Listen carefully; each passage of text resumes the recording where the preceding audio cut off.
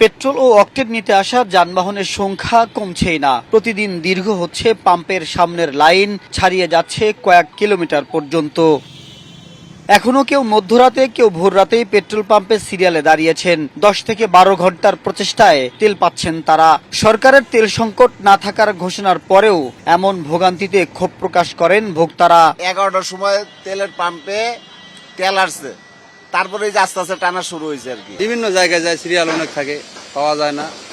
যেখানে সুযোগ হয় সেখানে আসি। আমি ঘুরছি বিভিন্ন জায়গায়, ঘুরে পরে না পেয়ে রাজ্যে গিয়ে সিরিয়াল দিয়ে বসে আছি।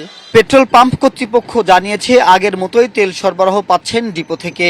ভোক্তাদের অতিরিক্ত তেল ক্রয়ের প্রবণতা থেকে সংকট তৈরি হচ্ছে বলে মনে করেন তারা। গাড়িতে তেল ঢুকতেছে 12 লিটার, 14 লিটার, 15 লিটার, সবারই একটু অতিরিক্ত ক্রয়ের প্রবণতা আছে। প্যানিক বাই করবেন না, প্যানিক বাইয়ের জন্য মূলত এই সমস্যার সৃষ্টি হচ্ছে। মধ্যপ্রাচ্যের যুদ্ধবিরতির প্রভাব 2-1 দিনের মধ্যেই পেট্রোল পাম্পের সামনের সিরিয়াল কমে আসবে বলেও আশা প্রকাশ করেন পেট্রোল পাম্প কর্তৃপক্ষ।